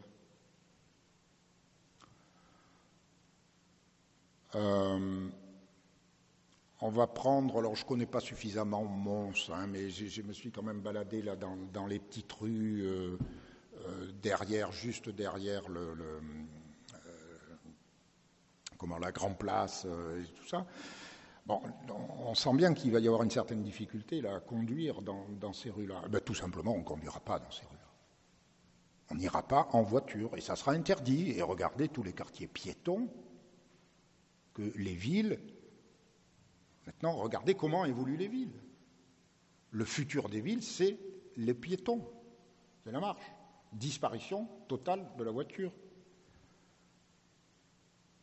Ce qu'on oublie trop souvent, c'est que la voiture, par exemple, et c'est nous qui la conduisons, c'est un espace de liberté, etc. Mais elle est dans un environnement complètement fermé. Qu'est-ce que je veux dire par là? Vous avez remarqué que sur les autoroutes, il n'y a plus de chevaux qui transportent des charrettes. Ce n'est pas parce qu'ils ont disparu, c'est parce que c'est interdit. Vous avez remarqué qu'il n'y a personne qui fait du vélo sur une autoroute. Donc on a dédié une partie totale de l'espace où on a évacué tout potentiel danger. Il n'y a pas trop de piétons sur les autoroutes. On sent bien. Donc la voiture, il faut la considérer avec son milieu qui est l'autoroute. Et là, vous voyez que c'est un système qui est fermé et ça ne marche pas trop mal. Mais dans ce système fermé, oui, on va avoir très certainement des véhicules autonomes.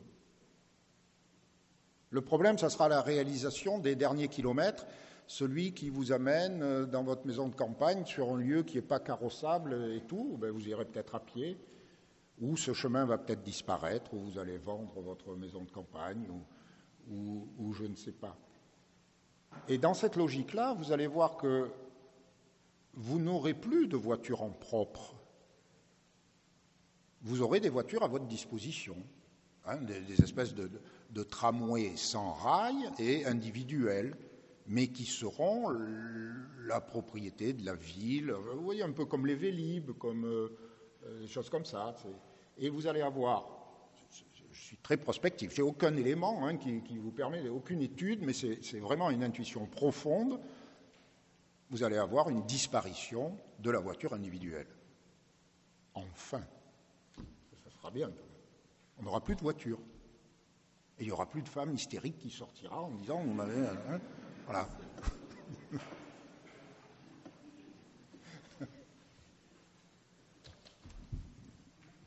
Bonsoir.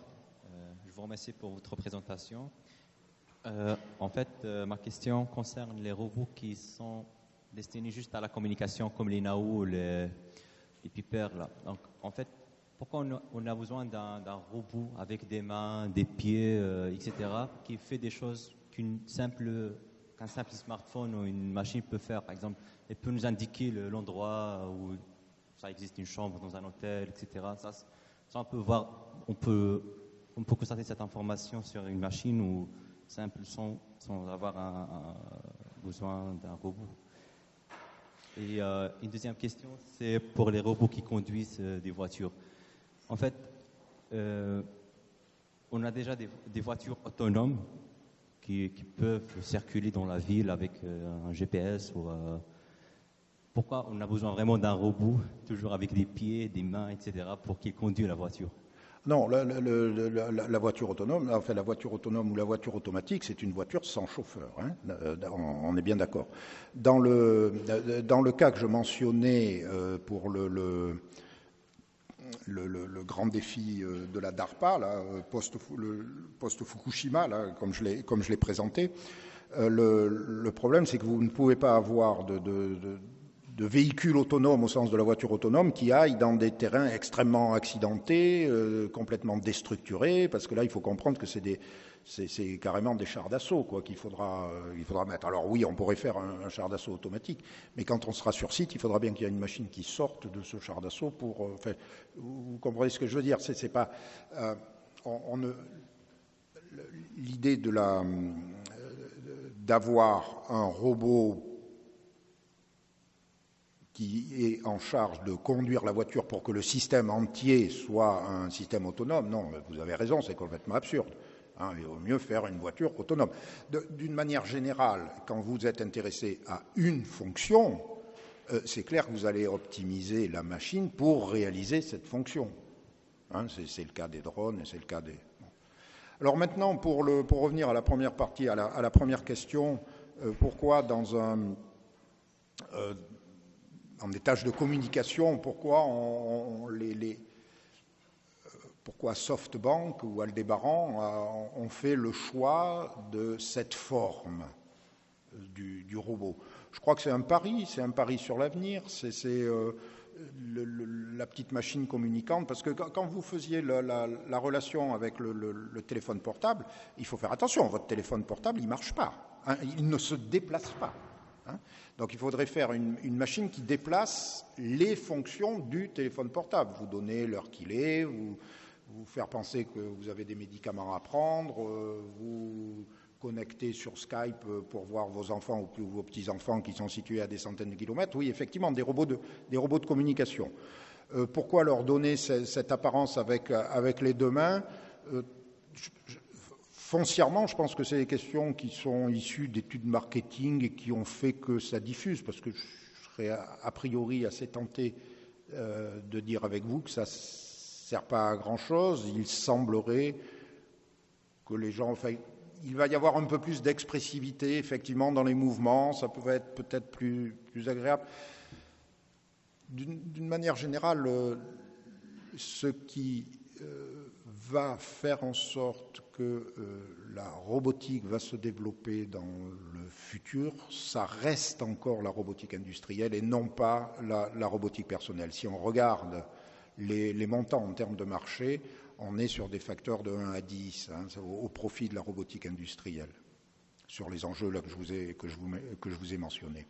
Alors ça ne veut pas dire qu'il ne va pas y avoir de développement de la robotique personnelle, mais je vous regarde tous dans la salle et je fais le pari, vous n'aurez jamais de robot humanoïde chez vous. Alors vos enfants, petits-enfants peut-être, mais pas vous. Vous êtes trop vieux.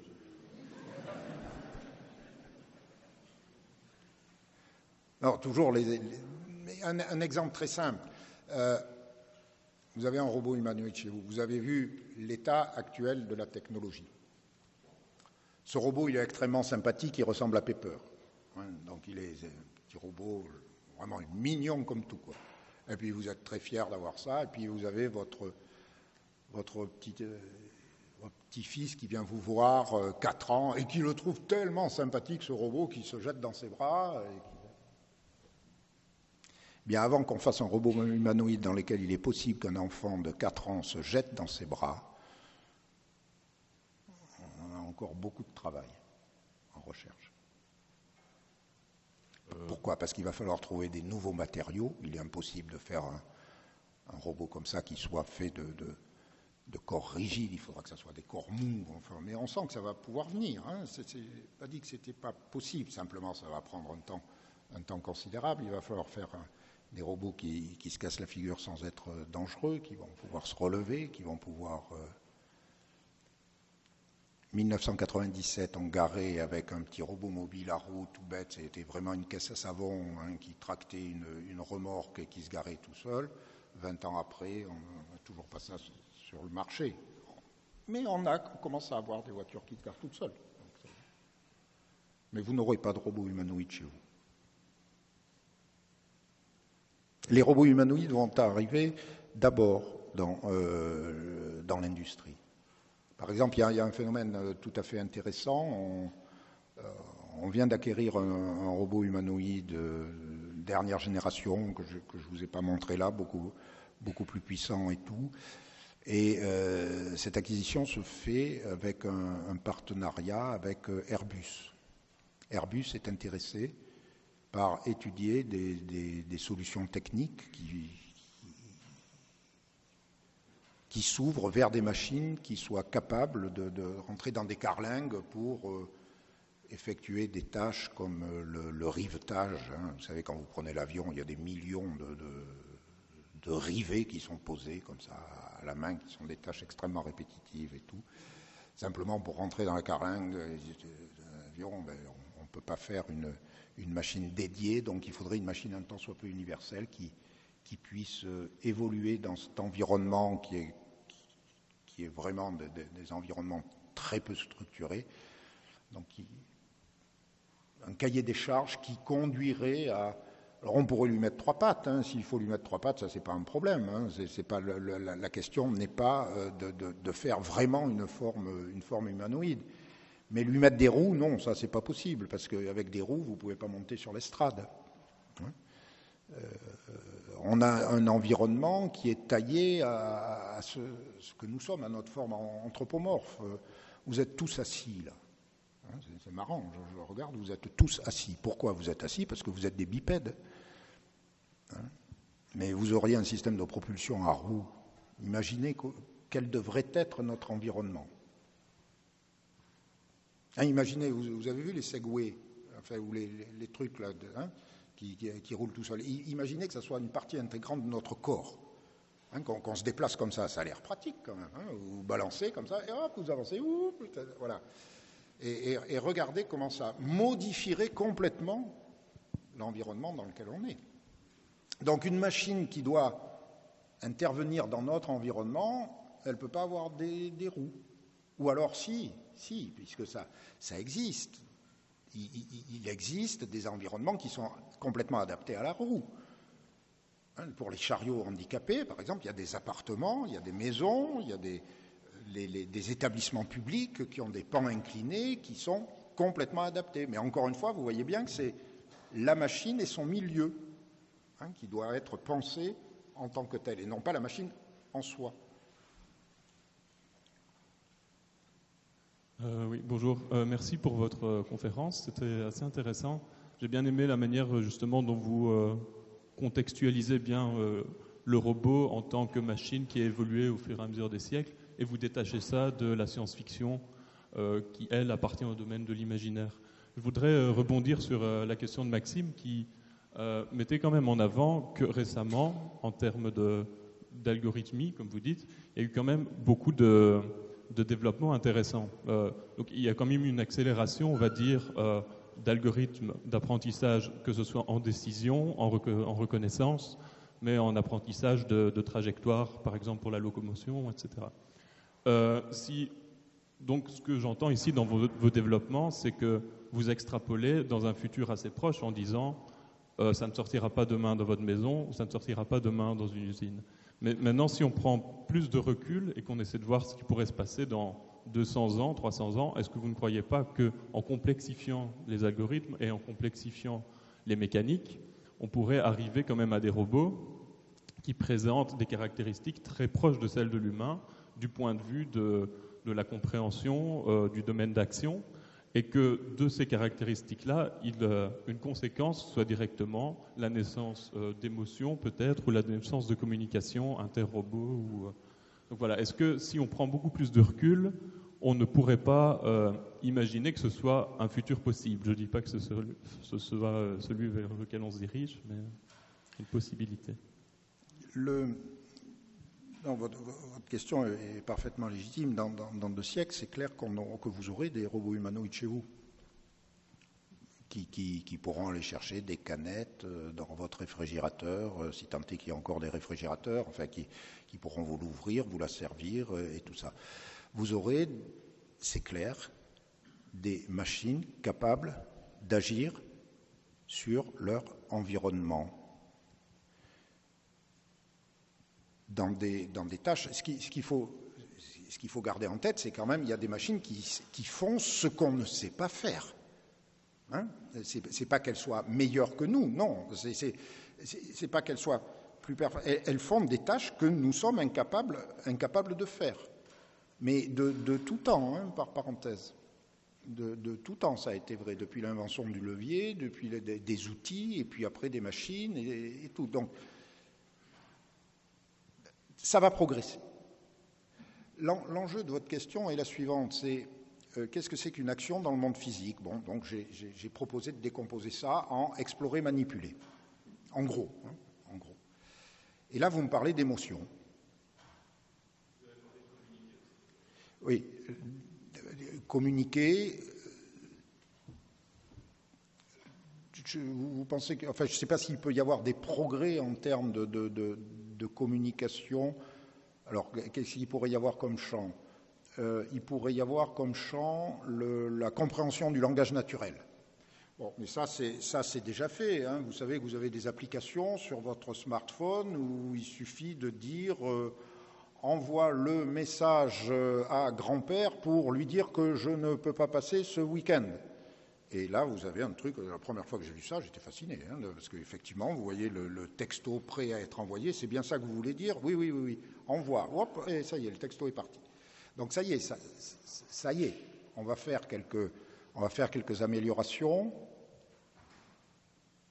Ça restera, je pense, fondamentalement, dans un domaine restreint du discours. Et je ne sais pas si la machine, c'est vraiment une question vraie, si la machine sera capable de de traduire Proust en anglais ou en flamand aussi bien qu'un spécialiste de Proust. J'ai des doutes là-dessus. J'ai des gros doutes. Concernant les émotions, j'ai plus aucun doute. On fera des smileys hyper sophistiqués, et on fera, voilà, vous venez de sourire. Je pense que ça, une machine pourra le détecter, ça. Mais elle ne détectera jamais les émotions profondes que vous exprimez, hein, mais qui sont justement de l'ordre de l'ineffable et tout ça. Ça, non. Non, je ne vois pas. Enfin, il n'y a même pas l'embryon de quelque chose. Exprimer, reconnaître des émotions, c'est pas jouer au go, hein, c'est pas jouer aux échecs. C'est pas. On est vraiment dans une autre dimension, et je fais le. Non, c'est pas le pari. J'ai une conviction profonde que ce n'est pas de l'ordre du calcul et que ce n'est pas de l'ordre de la machine automatique. Voilà, je pense qu'on va arrêter là pour ce soir. À mon avis, c'est un sujet dont on va reparler régulièrement. Merci infiniment pour cette magnifique soirée, et bonne soirée à toutes et à tous. Merci.